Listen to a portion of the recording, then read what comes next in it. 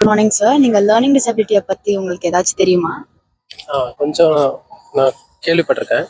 So some kids மற்ற kids அளவுக்கு இல்லாமல் ஸ்ட்ரகிள் பண்ணுவாங்க.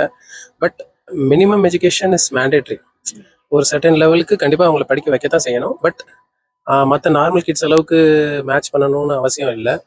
தே can have their own reservation like. But minimum education is must for them. Education is always a must. அவங்களுக்கு if they are capable of doing something else then normal, அது என்னன்னு if they exist we need to bring up them. அது நம்ம try பண்ணணும். அப்படி எதுவும் இல்லைனாலும் education is must for them. அது கண்டிப்பாக கொடுத்தே ஆகணும். May not be 90%, but they need at least a pass percentage. So education கண்டிப்பாக கொடுக்க தான் செய்யணும், அவங்கள படிக்க வைக்க தான் செய்யணும். இப்போ அவங்கள வந்து எப்படி ட்ரீட் பண்றாங்க, அவங்கள ட்ரீட் பண்றது கரெக்டா அப்படின்னு ஒப்பீனியன்?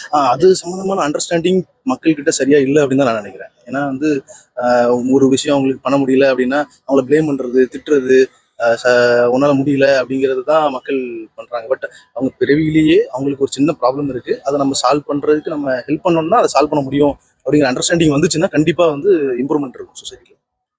அத பத்தி அவேர்னஸ் இருக்குன்னு நீங்க நினைக்கிறீங்களா? இல்லைன்னு நினைக்கிறேன். Have you seen any children like that or late adult bloomers like that? Yeah, I have seen kids like that. Can you share your experience on that? In our apartment, there are few kids who are having disability or ADHD. And when I spoke with the parents, they have told that if they would have known about this when they are too young, maybe one year or 2 years, they said they would have treated them and would have handled it in a better way.